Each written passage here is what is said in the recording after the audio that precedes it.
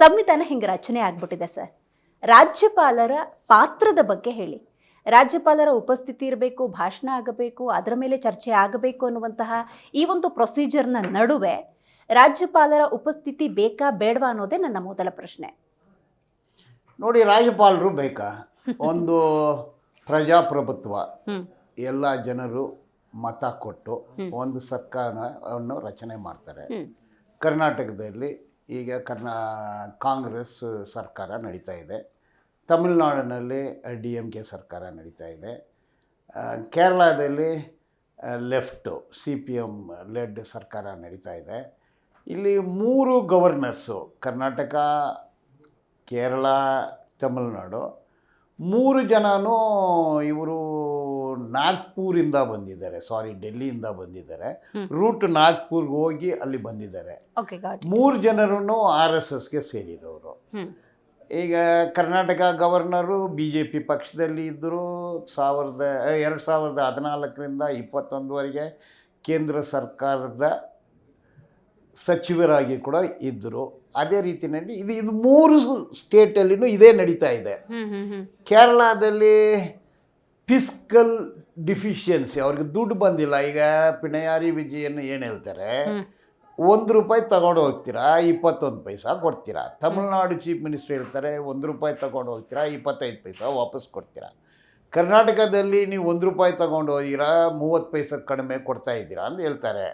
ಉತ್ತರ ಪ್ರದೇಶಲ್ಲಿ ₹1 ತಗೊಂಡು ₹5 ಕೊಡ್ತೀರಾ ಅಂತಾರೆ. ಇದು ಪರ್ಸೆಂಟೇಜ್ ವೈಸು.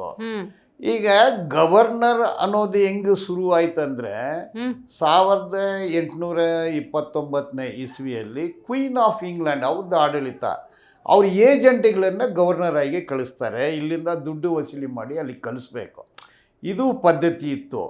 ಸ್ವತಂತ್ರ ಬಂದ ಮೇಲೆ ಸಂವಿಧಾನ ಬಂತು. ಡಾಕ್ಟರ್ ಬಾಬಾ ಸಾಹೇಬ್ ಅಂಬೇಡ್ಕರು, ಬೇರೆ panel of drafting committee led by doctor only. ಅದರಲ್ಲಿ ಆರ್ಟಿಕಲ್ 163, ಆರ್ಟಿಕಲ್ 176 2 ಆರ್ಟಿಕಲ್ ಇದೆ.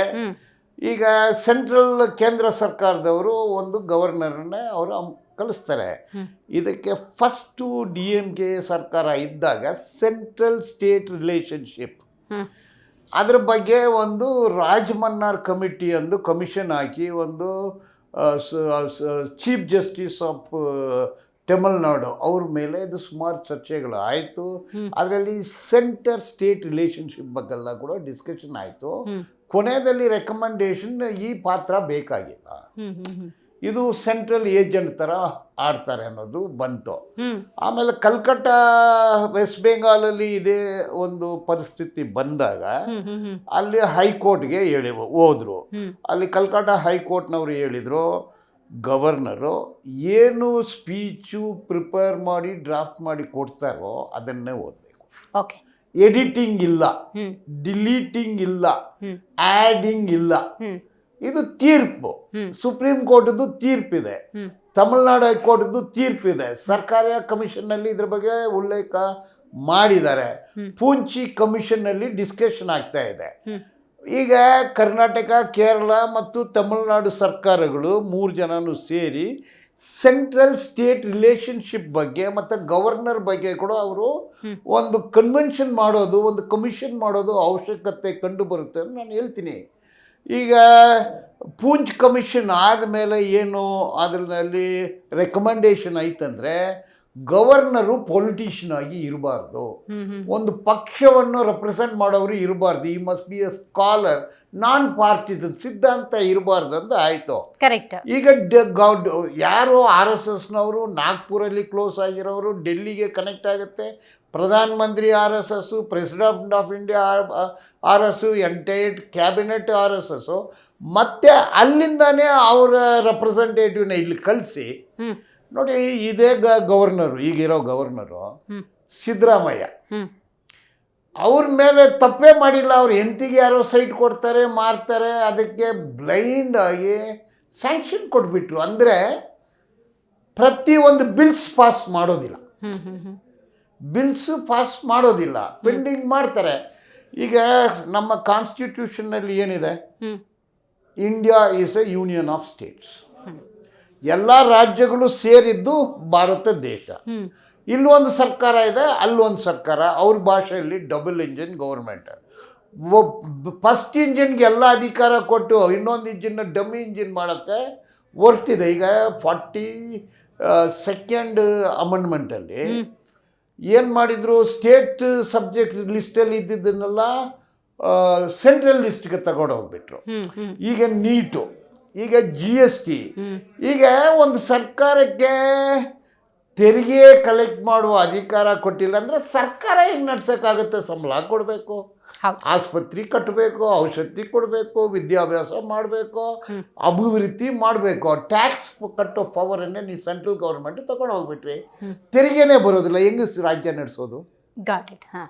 ಸೊ ಈ ನೀಟ್ ಅಂದರೆ ಆ ರಾಜ್ಯದಲ್ಲಿ ಏನು ಪರಿಶಿಷ್ಟ ಜಾತಿಗಳು, ಪರಿಶಿಷ್ಟ ಪಂಗಡಗಳು, ಹಿಂದುಳಿದವರು ಇದ್ದಾರೆ, ಅವ್ರು ಹೆಂಗೆ ಡಾಕ್ಟರ್ ಆಗೋದು?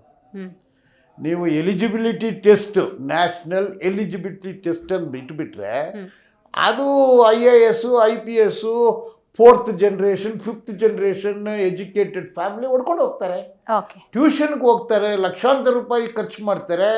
ರಾಜ್ಯ ಸರ್ಕಾರಕ್ಕೆ ಅಧಿಕಾರ ಇದ್ದರೆ ಪರಿಶಿಷ್ಟ ಜಾತಿ ಯಾರು, ಪಂಗಡಗಳು ಯಾರು, ಹಿಂದುಳಿದವರು ಯಾರು, ಅವರಿಗೆ 10%, 15%, 18% ರಿಸರ್ವೇಷನ್ ಕೊಟ್ಟು ಅವ್ರನ್ನ ಮೇಲೆ ತಗೊಂಡು ಹೋಗ್ಬೋದಾಗಿತ್ತು. ಅದೇ ರೀತಿ ಪರಿಶಿಷ್ಟ ಪಂಗಡಗಳು, ಅವರು ಆದಿವಾಸಿಗಳು, ಮೂಲ ನಿವಾಸಿಗಳು, ಈಗ ಕಾಡು ಪ್ರದೇಶ, ಕಾಡು ಸ್ವತ್ತುಗಳು, ಇದೆಲ್ಲನೂ ಮಾಡಬೇಕಂದ್ರೆ ಸ್ಟೇಟ್ಗೆ ಅಧಿಕಾರ ಇರಬೇಕು. ನೀವು ಪವರೆಲ್ಲ ನೀವು ತಗೊಂಡು ಹೋಗಿ ಅವ್ರನ್ನ ಬಿಲ್ಲೇ ಪಾಸ್ ಮಾಡೋಕ್ಕೆ ಬಿಡಲ್ಲ. ಗೊತ್ತಾಯ್ತು. ಓಕೆ, ಕಾನೂನು ಏನು ಹೇಳುತ್ತೆ? Under article 176 of constitution of India ಏನು ಕ್ಯಾಬಿನೆಟ್ ಬರೆದು ಕೊಡ್ತಾರೋ ಅದನ್ನು ಓದಬೇಕು. ನಾನು ಓದೋದಿಲ್ಲ, it is not only irregularity, it is a illegality, is unfit to be a governor. ನಾನು ಹೇಳೋದು 3 ಗವರ್ನರ್ಗೆ ಹೇಳ್ತೀನಿ. When you don't have respect for constitution, ನೀವು ಸಂವಿಧಾನಕ್ಕೆ ಅವ್ರು ಬರ್ಕೊಡೋದೇ ನಾನು ಓದೋದಿಲ್ಲ ಅಂದರೆ ನಿಮ್ಮದೇ ಒಂದು ಪಾಲಿಸಿನ, ಯಾವ ಪಾಲಿಸಿ ನಿಮ್ಮದು?